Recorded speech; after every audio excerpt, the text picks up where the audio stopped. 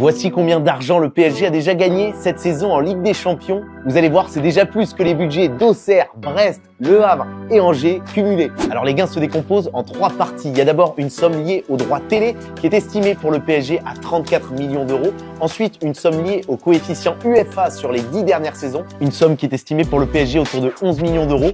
Et ensuite, il y a les primes pour les performances sportives. La plus grosse partie. Le PSG a déjà touché 18,6 millions de primes de participation à la phase de Ligue. Ensuite, autour de 18,7 millions d'euros pour ses performances en phase de Ligue. Ajoutez à cela 11 millions d'euros pour la qualification en 8e de finale, 12,5 pour la qualification en quart, 15 millions pour la qualification en demi et 18,5 millions d'euros pour la qualification en finale. Ça fait donc au total 139,4 millions d'euros déjà assurés pour le PSG.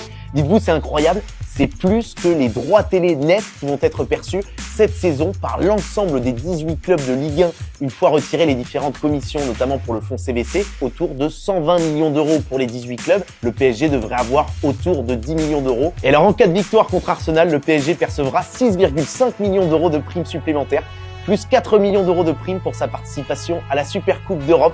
Ça ferait donc un total de 150 millions d'euros, à peu près ce qu'a perçu déjà le PSG la saison dernière. 148 millions d'euros, donc c'est assez incroyable. Ça ferait près de 300 millions d'euros de gains grâce à la Ligue des Champions sur 2 saisons. Et encore là-dedans, on ne compte pas les revenus de billetterie qui rapportent énormément à chaque match. Il y a donc un fossé colossal aujourd'hui en termes de revenus entre le PSG et les autres clubs français, mais qui est dû aux performances sportives du PSG. D'ailleurs, pour vous donner les revenus des autres clubs français en Ligue des Champions cette saison, l'OM et Monaco vont percevoir autour de 55 millions d'euros, ce qui est déjà une somme énorme par rapport aux droits télé de la Ligue 1.